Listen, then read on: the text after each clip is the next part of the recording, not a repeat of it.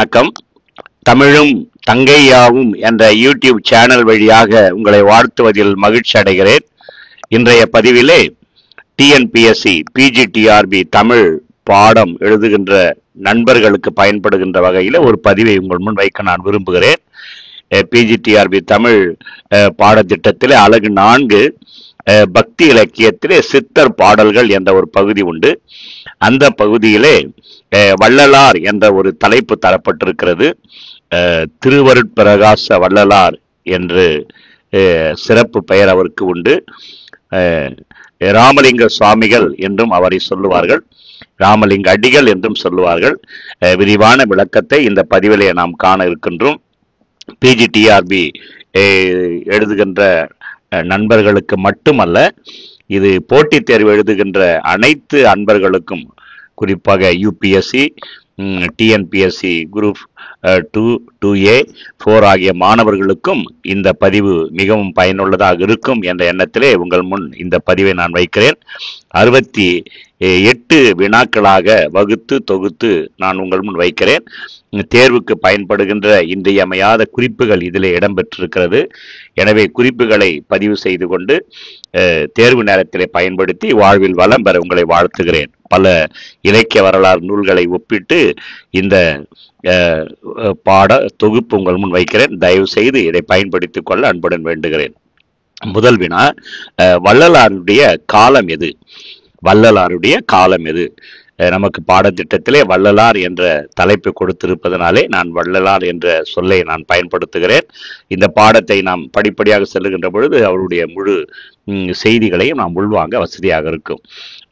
1823 1874 வரை வள்ளலாருடைய காலம் என்று சொல்லுவார்கள். அதாவது 5/10/1823 இவர் பிறந்திருக்கிறார். 30/1/1874 இவர் இரவா நிலை எழுதியிருக்கிறார் என்பதை நம்மால் அறிய முடிகிறது. எனவே வள்ளலாருடைய காலம் 1823 1874 என்று சொல்லலாம்.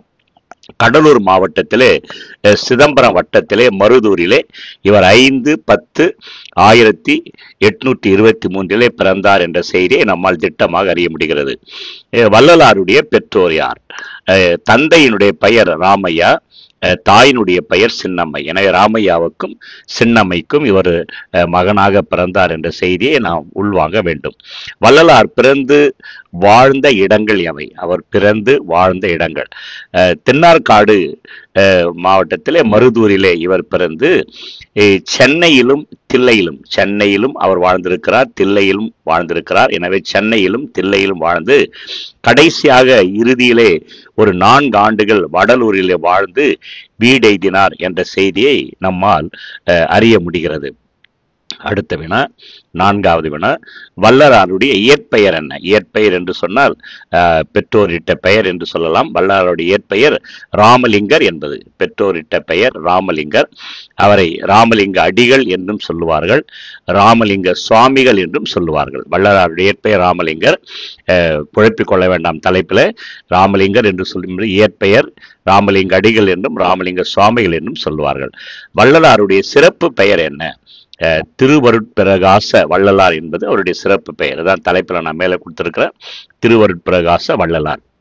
இவர் வள்ளலாருடைய ஆசிரியர் யார்? மகாவித்வான் சபாபதி முதலியார் என்பவர் வள்ளலாருடைய ஆசிரியர் என்று நம்மால் அறிய முடிகிறது. மறக்க வேண்டாம், மகாவித்வான் சபாபதி முதலியார் என்பவர் இவருடைய ஆசிரியர்.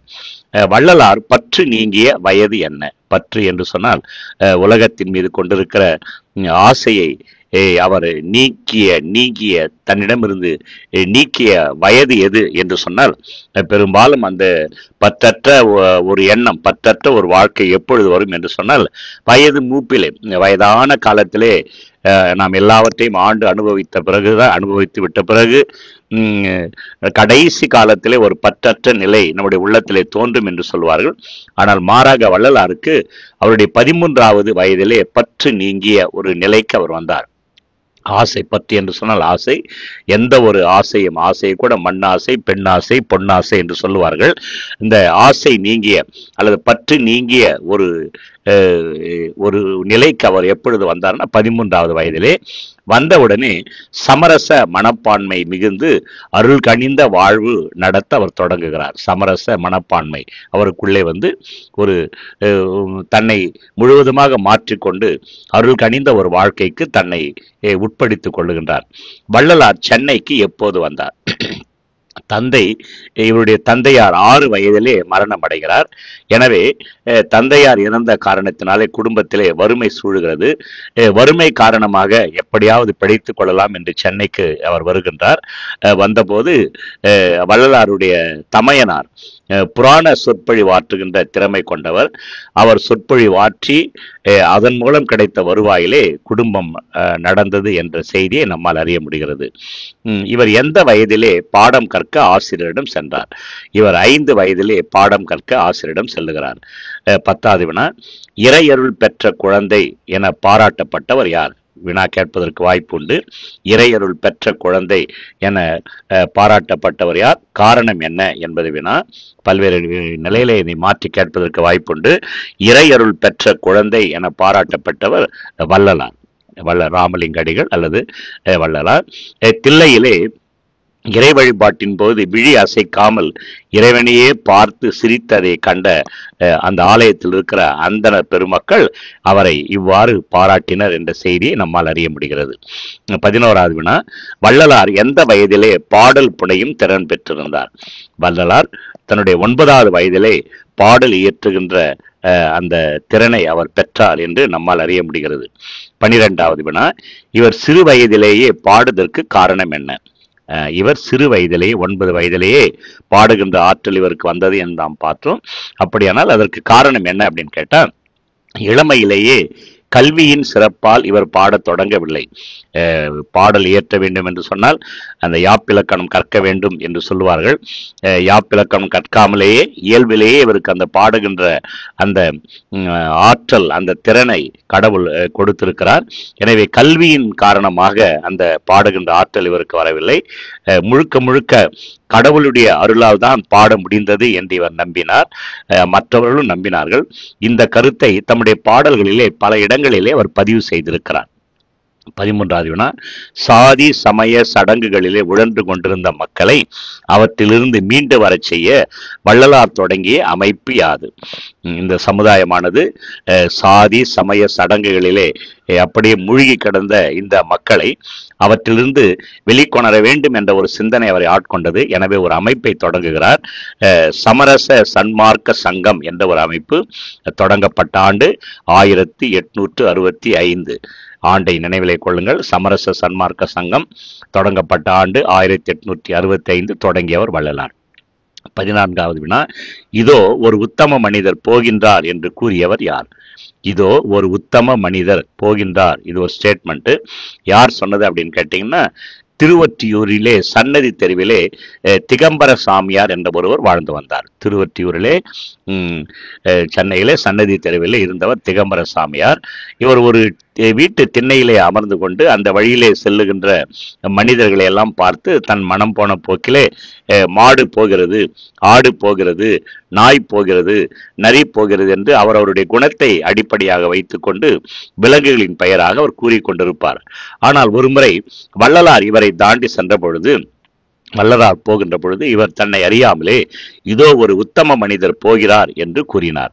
எனவே இதோ ஒரு உத்தம மனிதர் போகிறார் என்று கூறியவர் திருவொற்றியூர் சன்னதி தெருவிலே இருந்த திகம்பர சாம்பியார் என்பதை நாம் உள்வாங்க வேண்டும். இது மிக முக்கியமான ஒரு கருத்தாக நாம் உள்வாங்குங்கள்.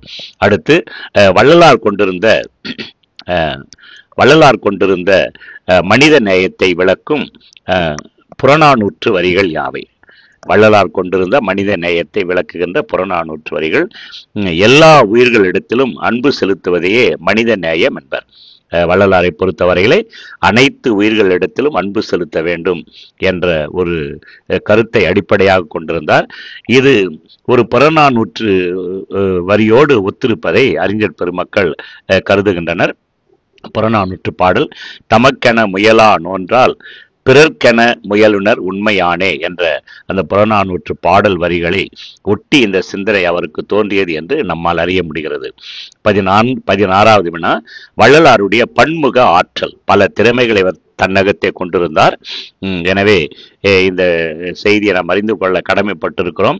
இவர் திருந்த பன்முக ஆற்றல், ஒரு சிறந்த சொற்பொழிவாளர், போதகாசிரியர், போதிக்கின்ற திறமை கொண்டவர், உரையாசிரியர், உரை எழுதுகின்ற திறன் அவருக்கு இருந்தது, சித்த மருத்துவர், பசிப்பினி போக்கிய அருளாளர், மக்களுடைய பசியை போக்கியவர், பல நூல்களை பதிப்பித்த காரணத்தினாலே பதிப்பாசிரியர், நூல் எழுதியதாலே இவர் நூலாசிரியர் என அழைக்கப்பட்டார், இதழ் நடத்தியதனாலே இதழாசிரியர், ஞானத்தை போதித்த காரணத்தினாலே ஞானாசிரியர், அருளை கொண்டிருந்ததனால் அருளாசிரியர், இறை மீது அளவு கடந்த அன்பு கொண்டிருந்ததனாலே இவர் இறை அன்பர் என அழைக்கப்பட்டார்.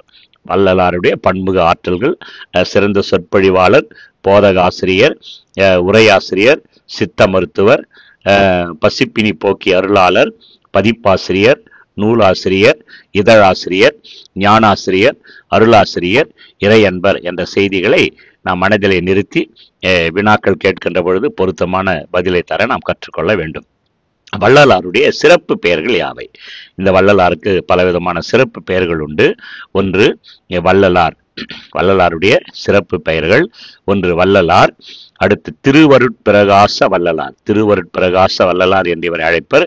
இறையருள் பெற்ற குழந்தை, இளமையிலே இறைவனை உற்று பார்த்த காரணத்தினால அந்தணர்கள் இவருக்கு வழங்கிய பெயர். புரட்சி துறவி என்று இவரை அழைப்பார்கள். புதுமை துறவி என்றும் இவரை அழைப்பார்கள். உத்தம மனிதர் என்பதும் இவருக்குரியது. தவ யோகி, பொதுமை துறவி, புதுநெறி கண்ட புலவர், சமுதாய துறவி, சீர்திருத்த துறவி என்று பல்வேறு சிறப்பு பெயர்கள் இவருக்கு உண்டு. வள்ளலார் பதிப்பித்த நூல்கள் யாவை? பதிப்பாசிரியர் என்று நாம் பார்த்தோம். இவர் பதிப்பித்த நூல்கள்: சின்மய தீபிகை, ஒழிவில் ஒடுக்கம், தொண்டை மண்டல சதகம் என்ற நூல்களை இவர் பதிப்பித்திருக்கிறார். பதிப்பித்தல் என்று சொன்னால் ஏற்கனவே எழுதப்பட்ட நூலை அல்லது கையெழுத்தில் இருந்த பதிப்பை அச்சு செய்து அதை அச்சேற்றி நூலாக பதிப்பிக்கிற பணியை செய்வதை பதிப்பித்தல் என்று சொல்லுவார்கள். அந்த பதிப்பாசிரியராக இவர் 3 நூல்களை இவர் பதிப்பித்திருக்கிறார். 19வது வினா, வள்ளலார் இயற்றிய நூல்கள் யாவை? அவர் தாமே இயற்றிய நூல்கள். 7 வயதிலேயே கவி பாடும் வல்லமை இவர் பெற்றிருந்ததனாலே பல நூல்களை இயற்றிய பெருமை இவருக்கு உண்டு.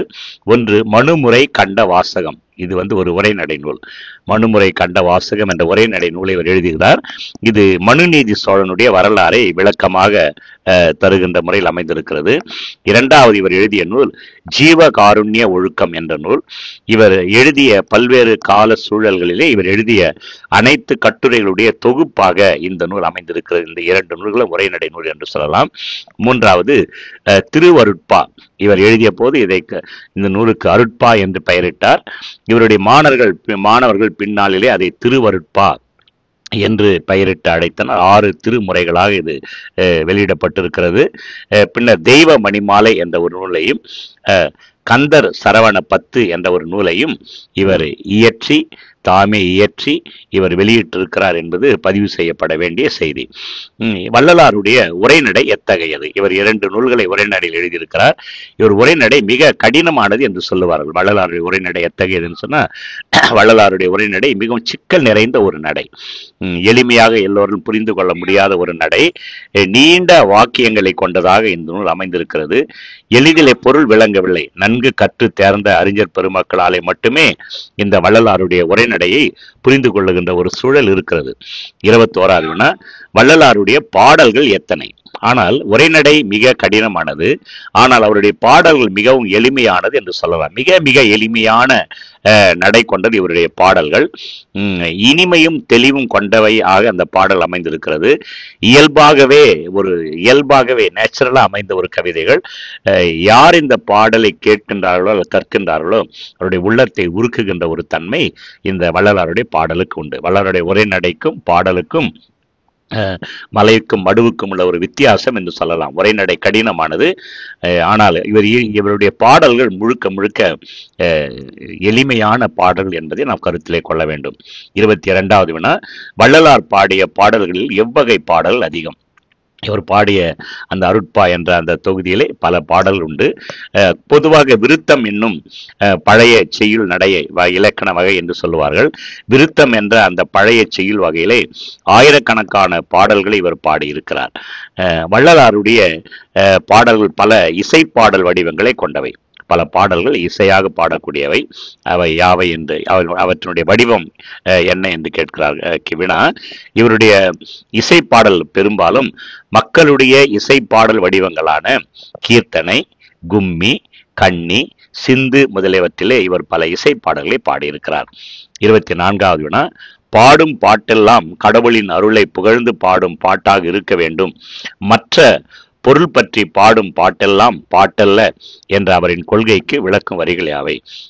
அதாவது பாடுகின்ற அத்தனை பாடலும் கடவுளுடைய அருளை பற்றியே பாட வேண்டும், மற்ற பாடல்கள் ஆகாது என்ற கருத்திலே அவரை பாடிய பாடல் ஒன்று.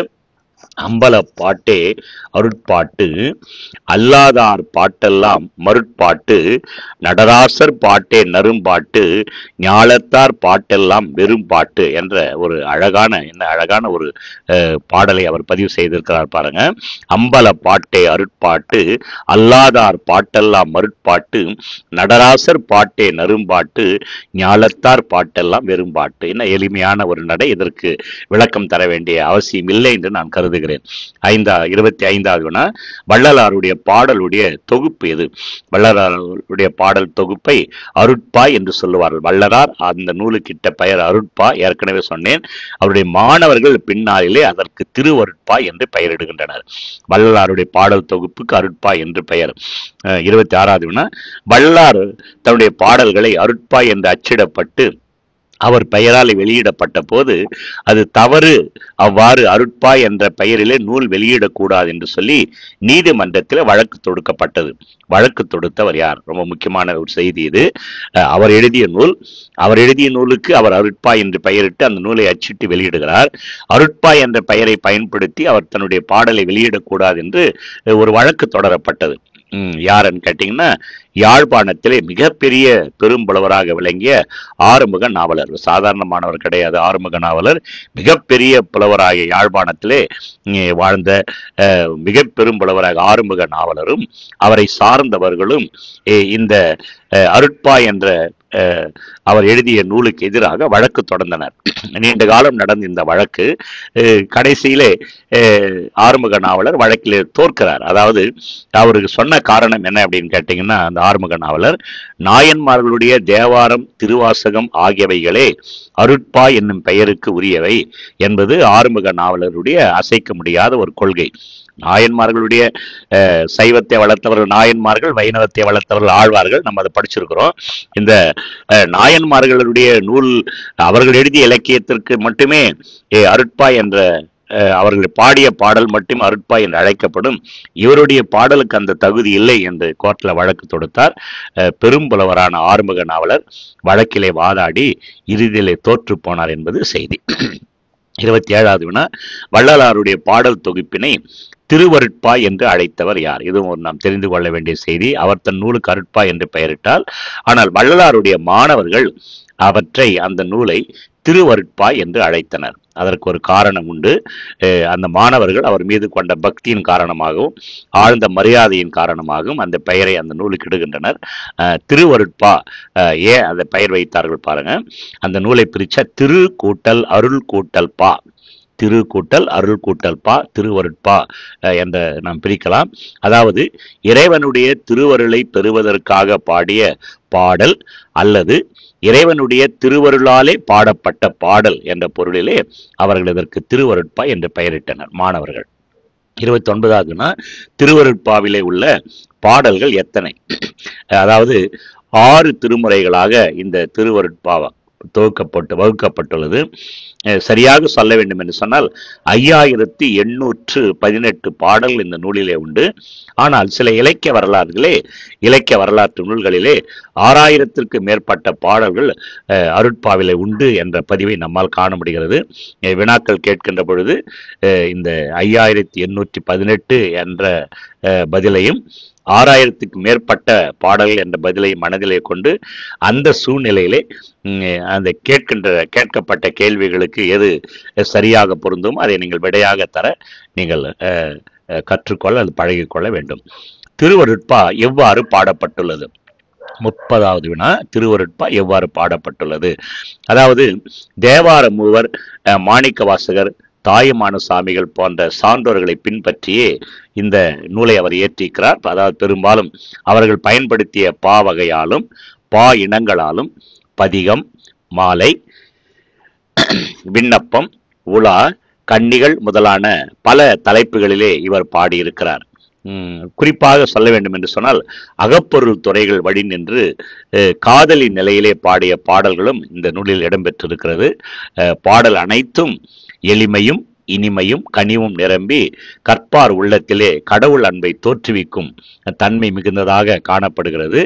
இசைப்பாக்கலான கீர்த்தனை பாடல்கள் இசை இன்பமும் பொருள் நலமும் ஒரு சேர கனிந்து அமுதச்சுவை நிரம்பியவையாக காணப்படுகிறது. திருவருட்பாவினுடைய பாடலுடைய தன்மை, திருவருட்பா எவ்வாறு பாடப்பட்டுள்ளது என்பதற்கு நான் குறிப்புகளை கொடுத்திருக்கிறேன். இதை தொகுத்து வகுத்து மனதில் நிறுத்திக் கொள்ள முயற்சி செய்யுங்கள். 31வது வினா, பிள்ளை சிறு விண்ணப்பம், பிள்ளை பெரு விண்ணப்பம் என்னும் இரு பகுதிகளிலே வள்ளலாருடைய தூய உள்ளம் எவ்வாறு வெளிப்படுகிறது? இந்த அருட்பாவிலே பிள்ளை சிறு விண்ணப்பம் என்ற ஒரு பகுதியும் பிள்ளை பெரு விண்ணப்பம் என்ற ஒரு பகுதி இடம்பெற்றிருக்கிறது.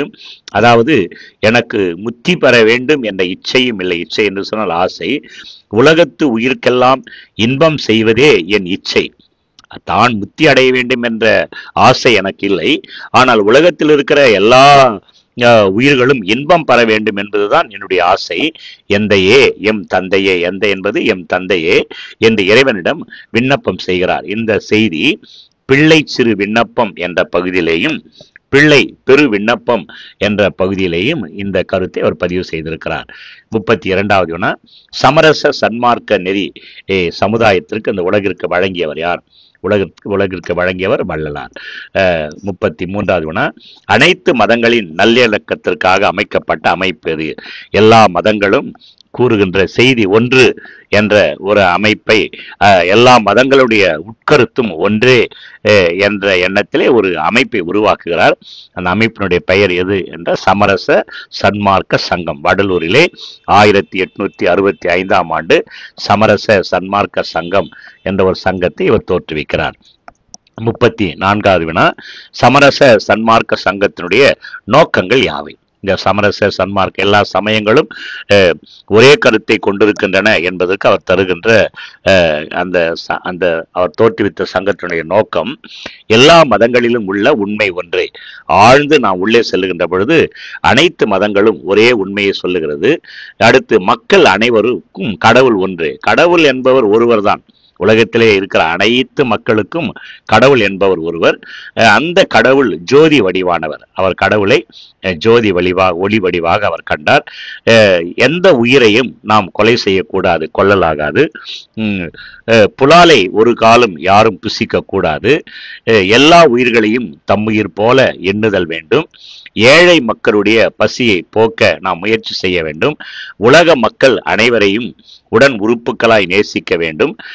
சாதி சமய வேறுபாடுகள் அற்ற ஒரு சமுதாயத்தை உருவாக்க வேண்டும் என்பதுதான் சமரச சன்மார்க்க சங்கத்தினுடைய நோக்கங்கள். ரொம்ப அருமையான நோக்கங்களை கொண்ட ஒரு அமைப்பு இது. இதை மாணவ செல்வங்கள் மனதிலே உள்வாங்கி அதை தேர்வு நேரத்திலே பயன்படுத்தலாம், வாழ்விலே கூட பயன்படுத்த முயற்சி செய்ய வேண்டும். 35வது வினா, மக்களுடைய பசித்துயிர் போக்க உணவளிக்க வள்ளலார் அமைத்த அமைப்பு எது? மக்களுடைய பசியை போக்குவதற்காக ஒரு அமைப்பை உருவாக்கினார். அதற்கு பெயர் வடலூர் சத்திய தருமசாலை. வடலூர் சத்திய தருமசாலை மூலமாக மக்களுடைய பசியை போக்க அவர் முயற்சி செய்தார். தொடங்கப்பட்ட ஆண்டு 1867. இது கடலூர் மாவட்டத்தில் இருக்கின்றது. ஏழை பணக்காரன் ஆண் பெண் என்ற பேதமின்றி அனைவருடைய பசியையும் போக்குகின்ற அன்னதான கூடம் இந்த சத்திய தர்ம சாலை என்று சொல்லலாம். வடலூரில் இருந்ததனாலே வடலூர் சத்திய தர்மசாலை என்று அழைக்கப்படுகிறது. பசியால் வாடுகின்ற மக்களுக்கு சோறு இடுவதற்காக அவர் மூட்டிய அடுப்பு இன்றும் அணையாமல் தொடர்ந்து மக்களுடைய பசிப்பினை தீர்த்து வருகிறது என்பது பதிவு செய்ய செய்யப்பட வேண்டிய செய்தி. 1867 மக்களுடைய பசியை தீர்ப்பதற்காக அவர் பற்ற வைத்த அடுப்பானது இன்றைக்கும் தொடர்ந்து எரிந்து கொண்டு மக்களுடைய பசியை அது நீக்கி வருகிறது என்பது வரலாற்றிலே பதிவு செய்யப்பட வேண்டிய ஒரு செய்தி என்பதை நாம் உள்வாங்க வேண்டும். 36வது வினா, அறநெறி விளங்க ஞான சபை அமைத்தவர் யார்? அறநெறி விளங்க ஞான சபை. அறம் என்றால் நல்லது, நல்ல கருத்துக்கள் மக்களிடையே போய் சேர வேண்டும் என்று சொல்லி ஒரு அமைப்பு, அது சத்திய ஞான சபை. இது அமைத்தவர் வள்ளலார். அமைத்த ஆண்டு 1982. இந்த சத்திய ஞான சபையினுடைய குறிக்கோள் என்ன அற்புதமான ஒரு செயல்பாட்டை ஒரு வள்ளலார் மேற்கொண்டிருக்கிறார் பாருங்க. ஒவ்வொரு அமைப்பும் எவ்வளவு அழுத்தமாக சமுதாயத்தினுடைய தேவையை கருதி அல்லது சமுதாயம் திருத்தப்பட வேண்டும், நன்னெறியில் வாழ வேண்டும் என்பதற்காக அவர் வகுத்த இந்த அமைப்புகள் எவ்வளவு அற்புதமான அமைப்புகள் பாருங்களேன். இந்த சத்திய ஞான சபையினுடைய குறிக்கோள் எல்லா உயிர்களும் இன்புற்று வாழ வேண்டும். எல்லா உயிர்கள், உலகத்தில் இருக்கிற அத்தனை உயிர்களும் இன்புற்றி வாழ வேண்டும். இவர் உருவ வழிபாட்டை நீக்கி ஒளி வழிபாட்டை மக்கள் பின்பற்ற செய்தார். கடவுளுக்கு உருவம் அமைக்கின்ற ஒரு தன்மையை இவர் வெறுத்தார். கடவுளை நாம் வழிபட வேண்டும் என்று சொன்னால் நமக்கு விருப்பமான உருவங்களை வழிபடாமல் ஒளியை, ஜோதி வழிபாட்டை நாம் பின்பற்ற வேண்டும் என்று இவர் வற்புறுத்தினார். அதற்காகவே வடலூரிலே சத்திய ஞான சபை நிறுவினார். அது மட்டுமல்ல, மக்கள் அறியாமை நீங்கி அறிவு ஒளி பெற அங்கே சோதி தரிசன புதுமையை அவர் புகுத்தினார். அதனால்தான் இவரை பாரதியார் கூட புது நெறி கண்ட புலவர் என போற்றினார். சத்திய ஞான சபையினுடைய குறிக்கோள் இது. அடுத்த வினா 38, புதுநெறி கண்ட புலவர் என வள்ளலாரை பாராட்டியது யார்? புதுநெறி கண்ட புலவர் யார் என்று சொன்னார் வள்ளலார். இவ்வாறு பாராட்டியவர் பாரதியார். பதிவு செய்யப்பட வேண்டிய ஒரு செய்தி. 39வது வினா, வாடிய பயிரை கண்ட போதெல்லாம் வாடினேன். கேள்விப்பட்டிருப்போம்.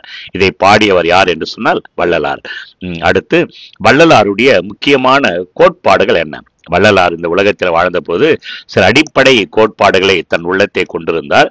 அப்படி அவர் அடிப்படையாக கொண்டிருந்த கோட்பாடு பாருங்க. 40வது வினா, வள்ளலாருடைய முக்கிய கோட்பாடுகள் அமைதி, அன்பு வழியிலான சமுதாயத்தை உருவாக்க விரும்பினார். இந்த சமுதாயமானது அமைதி வழியிலே அல்லது அமைதியோடு அன்போடு சமுதாயத்தில் இருக்கிற அத்தனை பேர் வாழ வேண்டும் என்று விரும்பினார். கடவுள் என்பது ஒன்றே. பல்வேறு கடவுளர்களை அவர் மக்கள் வணங்க வேண்டும் என்ற எண்ணம் அவருக்கு இல்லை. கடவுள் என்பவர் ஒருவன். அந்த கடவுள் ஜோதி வடிவானவன், ஒளி வடிவானவன். இதுதான் அவருடைய கோட்பாடு. ஜாதி, மத, இன, பால் வேறுபாடுகளை கடந்து அருட்பெருஞ்சோதி ஒன்றே இறைவன் என அவர் வலியுறுத்தினார். இறைவன் என்பவன் ஒருவன், அவன் அருட்பெருஞ்சோதி, ஜோதி வடிவானவன் என்பதை வலியுறுத்தினார். தெய்வங்கள் பல என்னும் உருவ வழிபாட்டை அவர் மறுத்தார். இது ஆழ்ந்து சிந்திக்கின்ற பொழுது இந்த வள்ளலாருடைய சிந்தனை சரி என்பதை நாம் புரிந்து கொள்ள வேண்டிய ஒரு சூழல் ஏற்படும். ஒரு ஆழமாக, மேலோட்டமாக இதை அணுகாமல் ஆழமாக சிந்திக்கின்ற பொழுது வள்ளலாருடைய கருத்து சரி என்பதை நம்மால் முழுக்க முழுக்க ஏற்றுக்கொள்ள முடியும். 41வது வினா, அனைத்து உயிர்களும் இன்பமுடன் வாழ வலியுறுத்தும் வள்ளலாருடைய கொள்கைகள் யாவை? உலகத்தில் இருக்கிற மக்கள், அனைத்து உயிர்களும், மக்கள் என்று சொல்லக்கூடாது, அனைத்து உயிர்களும் இன்பமோடு வார. ஏனென்று சொன்ன வாடிய பயிரை கண்ட போதெல்லாம் வாடினேன் என்று பாடியவர் வள்ளலார். எனவே அவர் பயிர்களை கூட ஒரு உயிராக, மக்களை மட்டுமல்ல, ஆடு மாடு பயிர் செடி கொடி அனைத்திலேயும் ஒரு உயிர் இருப்பதாக கருதினார். அதனாலதான் வாடிய பயிர், ஒரு பயிர் வாடியது என்று சொன்னால் அந்த வாடிய பயிரை கண்டபோது இவர் வாடியதாக பதிவு செய்கிறார். அப்படியானால் அனைத்து உயிர்களும் இன்பமோடு வாழ அவர் வலியுறுத்திய வள்ளலாருடைய கொள்கைகள்: கடவுள் ஒருவரே, அவரை ஜோதி வடிவிலே உண்மை அன்பாலே வழிபட வேண்டும், சிறு தெய்வ வழிபாடு கூடாது, அந்த தெய்வங்கள் பேராலே உயிர் பலி இடக்கூடாது, புலால் உண்ணக்கூடாது, சாதி சமய முதலிய வேறுபாடுகள் மக்களிடையே இருக்கக்கூடாது, எந்த உயிரையும் தம்முயிர் போல எண்ணி ஒழுகும் ஆன்ம நேய ஒருமைப்பாட்டை அனைத்து மக்களும் கடைபிடிக்க வேண்டும், எந்த காரியத்திலேயும் ஒரு பொது நோக்கம் இருக்க வேண்டும், புராணங்களும் சாத்திரங்களும் முடிவான உண்மையை தெரிவிக்க அவைகளாலே முடியாது, அதனாலே மூட பழக்க வழக்கங்கள் ஒழிக்கப்பட வேண்டும், ஆன்ம நேய ஒருமைப்பாடும் உண்மை நெறியும் மண்ணிலே தழைக்க வேண்டும் என்ற அழுத்தமான கருத்துக்களை அவர் அடிப்படை கொள்கைகளாக கொண்டிருந்தார். வள்ளலாருடைய முக்கிய குறிக்கோள் எது? வள்ளலாருடைய முக்கியமான குறிக்கோள் என்னன்னு கேட்டீங்கன்னா ரொம்ப அருமையானது பாருங்க. அகத்தே கருத்து புறத்தே வெளுத்து இருந்த உலகர் அனைவரையும் சகத்தே திருத்த வேண்டும் என்ற அழகான வரி பாருங்க. அகத்தே கருத்து, உள்ளம் பலவிதமான ஒரு தெளிவில்லாத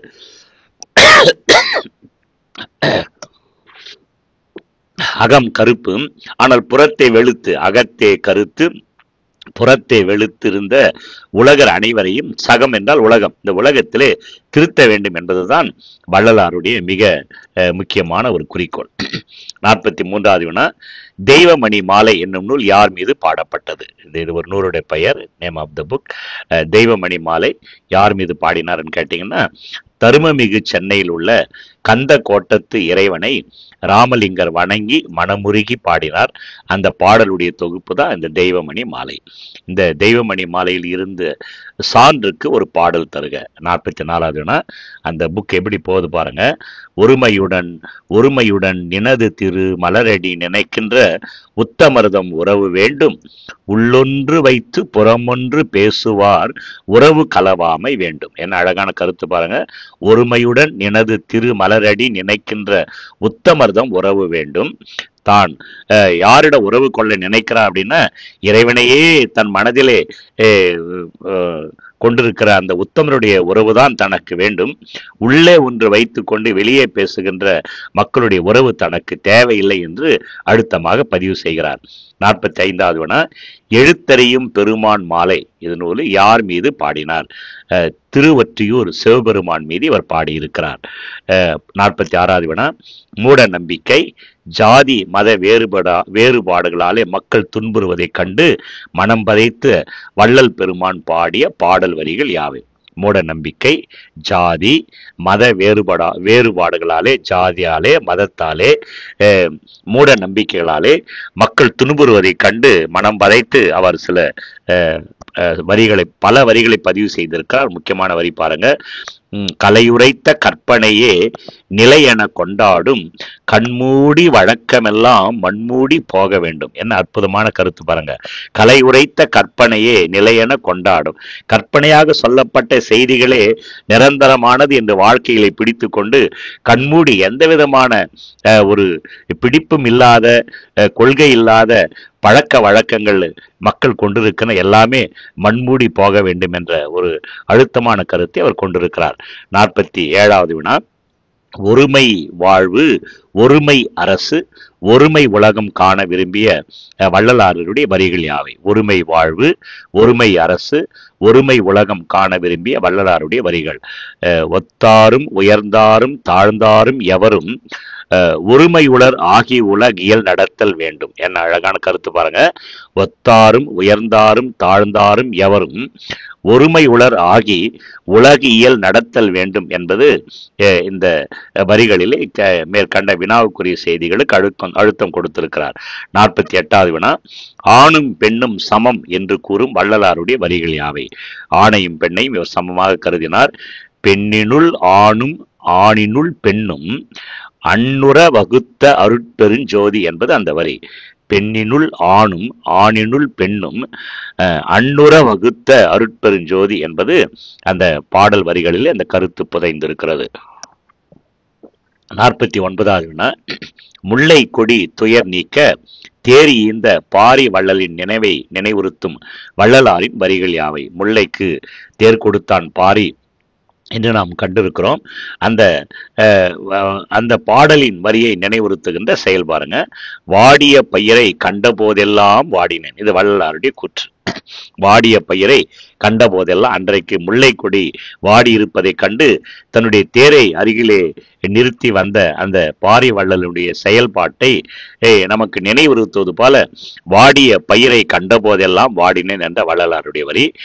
வீடுதோறும் இறந்தும் பசியறாது அயர்ந்தவரையும் நீடிய பிணியால் வருந்துவோரையும் ஈடில் மாணிகளாய் ஏழைகளாய் நெஞ்சு இளைத்தோரையும் கண்டு வருந்தி உயிர் இழைத்தார் வள்ளலார். இது அவர் மக்கள் மீது கொண்டிருந்த அந்த கரிசனையை, அன்பை நமக்கு காட்டுகிறது. அடுத்து 50வது வினா, வள்ளலார் காட்டும் உயர் நெறி யாது? வள்ளலாருடைய எல்லா பாடல்களும் உயர் நெறி. இங்க நம்ம வினாக்கள் இப்படியெல்லாம் கேட்கப்படும் என்பதற்காக சில பாடலை உங்கள் முன் நான் வைக்கிறேன். வள்ளலார் காட்டும் உயர் நெறி எது?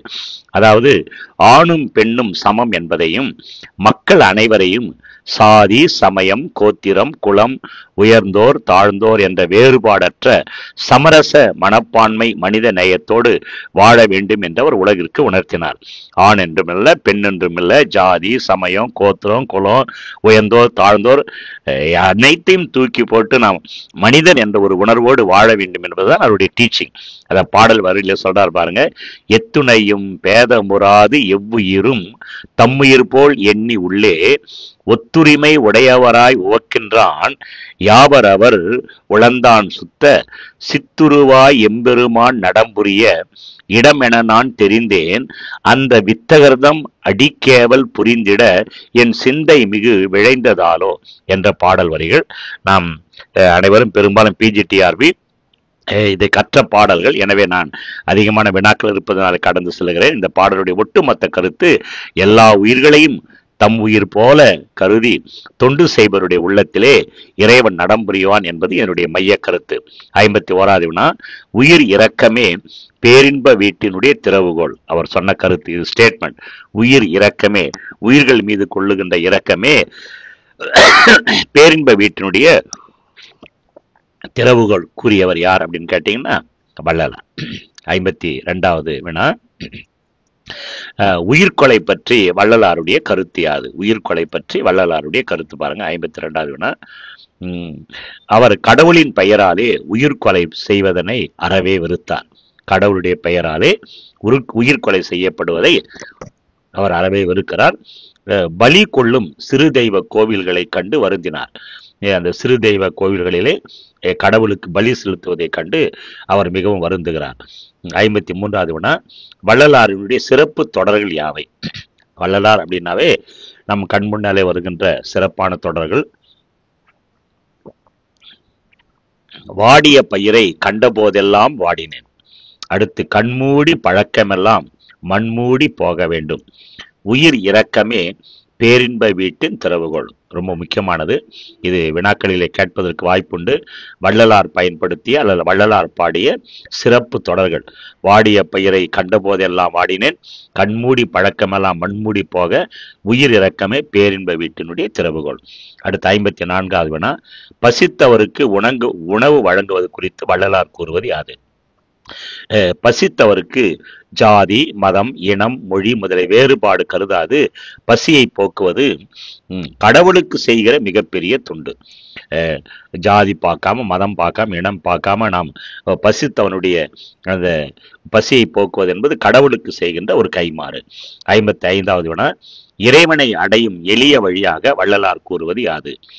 மனிதர்களுக்கு ஜீவ காருண்யம் எனப்படும் கொள்கையே இறைவனை அடையக்கூடிய மிக எளிய வழி என்பது அவருடைய கருத்து.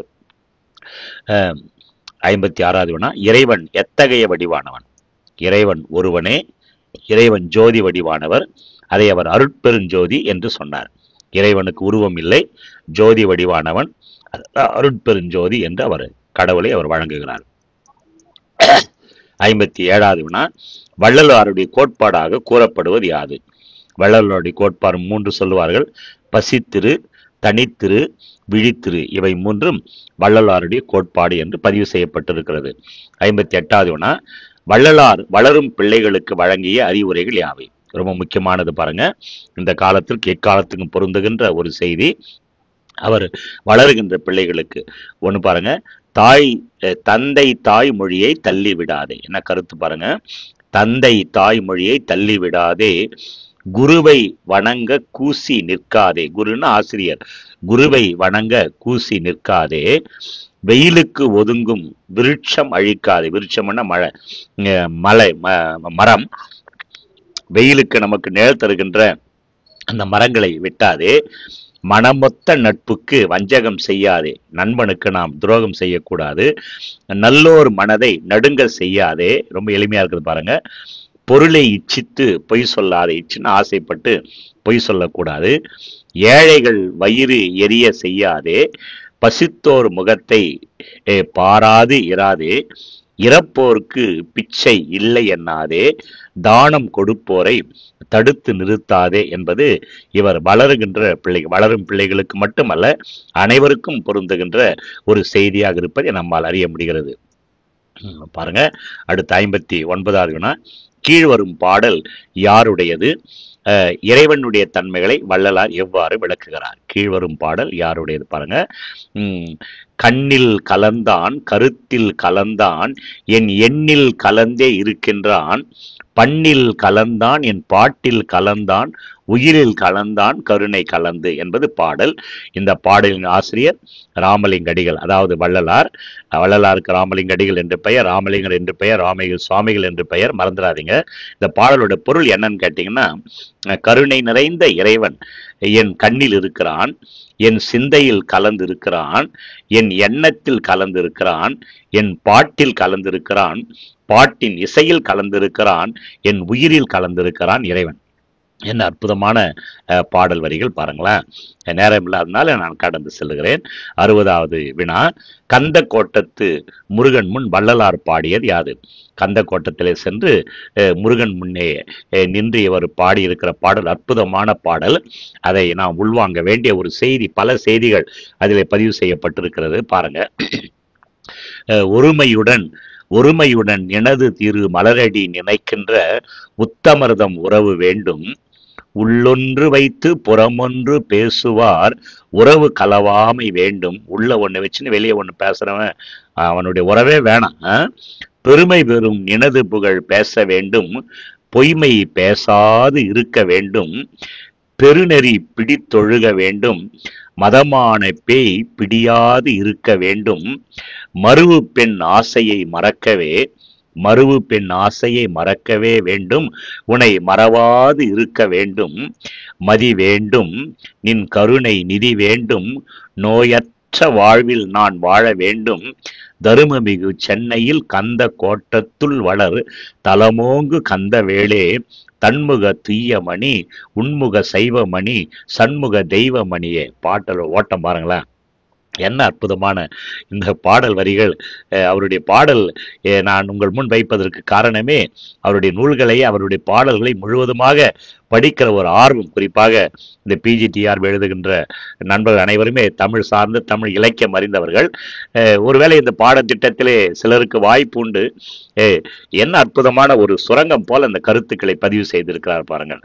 61வது வினா. பாடும் பாட்டெல்லாம் கடவுளின் அருளை புகழ்ந்து பாடும் பாட்டாக இருக்க வேண்டும், மற்ற பொருள் பற்றி பாடுவதில் பயனில்லை என்ற தம்முடைய கொள்கையை வள்ளலார் ஒரு இடத்திலே பதிவு செய்திருக்கிறார்.